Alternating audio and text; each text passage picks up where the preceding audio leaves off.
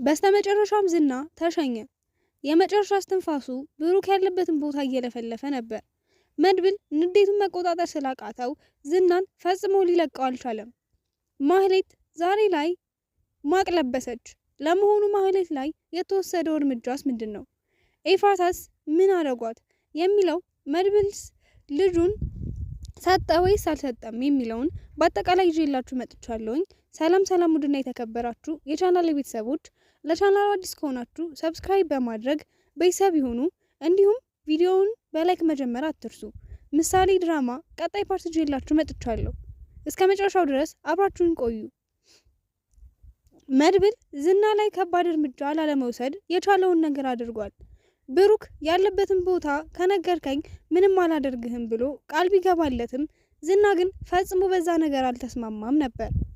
መድብል እንዳማረረና ዝና ላይ እስከ ወዲያኛው የሚሸኘው አማራጭ እንደወሰነ ሲያውቅ ግን ጉሮሮውን አንቆ እያለ ብሩክ ያለበትን ቦታ ተናግሮ ነበር።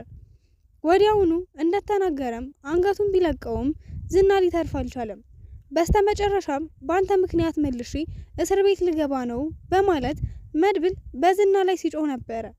ዝና ግን የተፈጸመ አልመሰለኝም።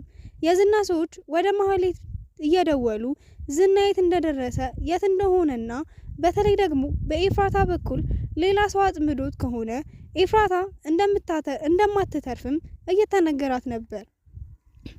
እንግዲህ ካሳለፍነው ፓርት ላይ ለማህሌት ተደውሎ ዝና ስልኩ እንደተዘጋና ስልኩ እስከዛሬ ተዘግቶባቸው እንደማያውቅ ዛሬ ግን ያልተጠበቀው ነገር እንደገጠመው ነገሯት።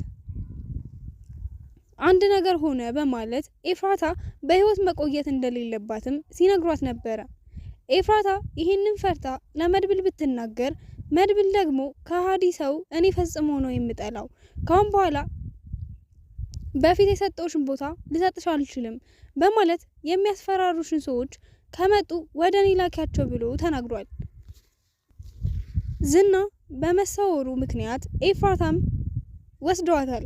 ኤፍራታ ካሁን በፊት እየፈራው ነው ብላ ለመድብል ብትናገርም መድብል ደግሞ ምንም የሚተባበራት ነገር እንደሌለና አንቺ ግንኙነት ያላወቀው ያኔ ስትሄጂ ነው በማለት ከነገራት በኋላ ማህሌት እየደወሉ ያስጨነቋት ጊዜ ኤፍራታ ያለችበትን በመናገር እቤት ድረስ ኤፍራታ መተው እንዲወስዷት ሆኗል። ኤፍራታ ይሄንን ፈርታ ነበር ቀደም ሲል ለመድብል የተናገረችው።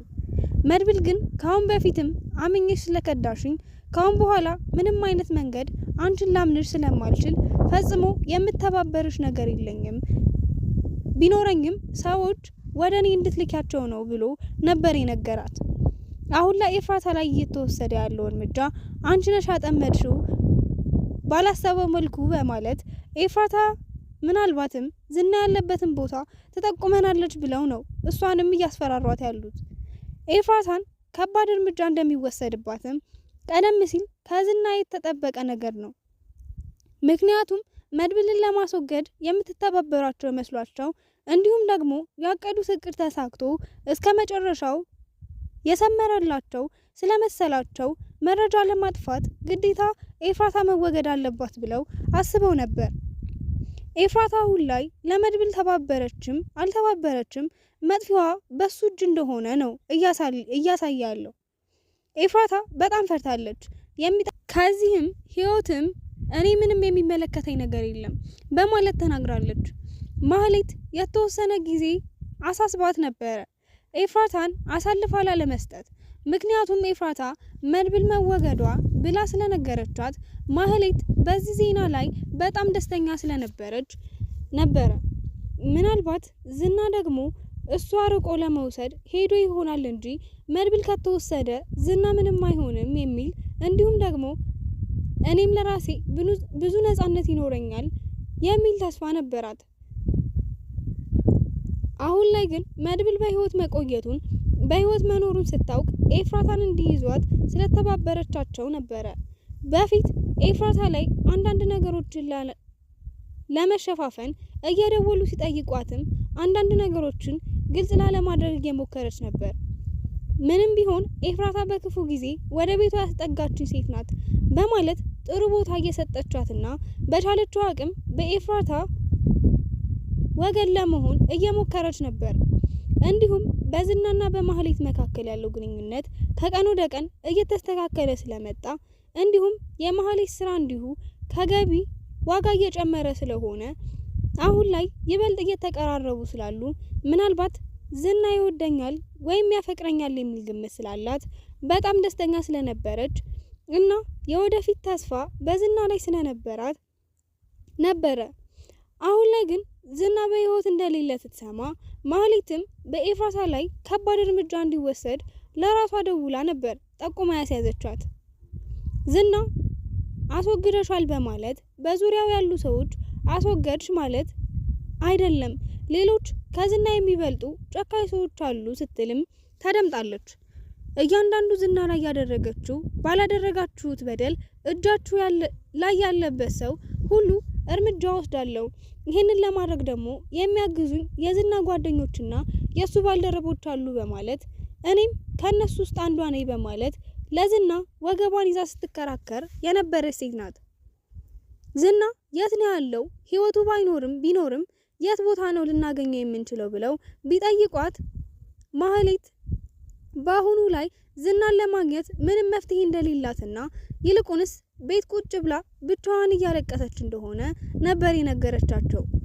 ያንቺ ማልቀስ አንቺን ካደጋ ሊያስጥልሽ አይችልም በማለት ሲያስፈራሯትም ነበር። ኤፍራታ አንቺ ቤት ነው ይሄን ሁሉ ነገር ያደረገችው እና በዚህ ነገር ላይ አንቺስ እጅሽ እንደሌለበት እንዴት ልናምንሽ እንችላለን በማለት ካሌብ ቀጥታ ወደ ማህሌት በመደወል ሲያስፈራራት ነበረ። አሁን ላይ ማህሌት ልቧ ተሰብሮ ኤፍራታንም አታ ዝናንም አታ ህይወቷ ተስፋ ሳይኖረው እንዲሁ አዝና ነው ያለችው። እውነት ለመናገር የዝናን ህልፈት ህይወት ሲሰሙ እነ ሞገስም አዝነዋል። ዝና መሞት የሌለበት ሰው ነው በማለት ተናግረዋል። ብዙ ወንጀሎችን ስለሰራ ምድር ላይ የተወሰነ ጊዜ እየተሰቃየ ቢቆይ ጥሩ ነበር ሲሉ ተደምጠዋል። በተለይ ሉላ ለሱ ሞት አይገባውም ስትል ነበር። ምክንያቱም በምድር ላይ ብዙ ስላሰቃየኝ እኔ ምድር ላይ ብዙ ሲሰቃይ ማየት ፈልግ ነበረ ስትል ተናግራለች። በአሁኑ ላይ ከዝና ጋር ያላት ክስ እንደተቋረጠ ቢሆንም በአሁኑ ላይ ግን በነፃነት ከዝና ጋር ያላትን ክስ ለማስቀጠል ወስና የተነሳች ቢሆንም በመሃል ላይ ግን ህልፈተ ህይወቱ ስትሰማ በጣም ተደናግጣለች። የሷ ሀብትን ግማሽ እካፈላለሁ ስትልም የነበረችውን አሁን ላይ በህይወትም አለ የለም ስትባል ሀሳቧን የቀየረች ይመስላል። እንዳለ ቤቱንም ንብረቱንም ታጻይፋ ከሱ መራቅ ብቻ እንደምትፈልግና በሱ ምክንያት የሞገስን ንብረት የታደለበትን ንብረቱን ሙሉ ለሙሉ ተፈቶለት ወደ ስራ እንዲዞር ሁለታቸውንም ሰርተው ለመለወጥ ሞገስና ሉላ ግን እስከ መጨረሻው ድረስ ችግራቸው ተወገደ የሚባለው ግን የዝናና ባልደረቦቹ በዝና ህልፈተ ህይወት ምክንያት የሞገስ እጅ እንደሌለበት ካመኑ ብቻ ነው። በአሁኑ ላይ ሁሉንም ዝና እንደዚህ ሊሆን የዳረጉት ሰዎች ሁሉ ዋጋቸውን ይከፍላሉ በማለት የዝና ባልደረቦች በየቦታው እየተሯሯጡ ይገኛሉ። መድብል ደግሞ ምንም ብታደርጉ እኔን አታገኙኝም በማለት እየዛተባቸው ይገኛል። እንደሚታወቀው ኤፍራታ ወስደዋታል። ኤፍራታም የቻለችውን ያክል የምታውቀውን ቀርቶ የማታውቀውን ነገር እንድትናገር እያደረጓት ነው። ኤፍራታ እንኳንስ እንደዚህ ታስራ እንኳንስ ጨለማ ክፍል ውስጥ ገብታ ይቅርና በኖርማል ጥያቄ ለራሱ የምትፈራና አድርጌ የተባለችውን ነገር ሁሉ የምታደርግ ሰው ናት። በአሁኑ ላይ ስለ መድብል እንደዚሁም ደግሞ ስለ ብሩክ ቤተሰቦች ሁሉንም በዝርዝር ተናግራለች ተብሎ ይፈራል። ዳጣ በበኩሏ በዝና መታገት ደስተኛ ብትሆንም ይሄ የተወሰደበት እርምጃ ግን በጣም እንዳስፈራት እና ሞትን በጣም እንደምትፈራም ደጋግማ ትናገራለች።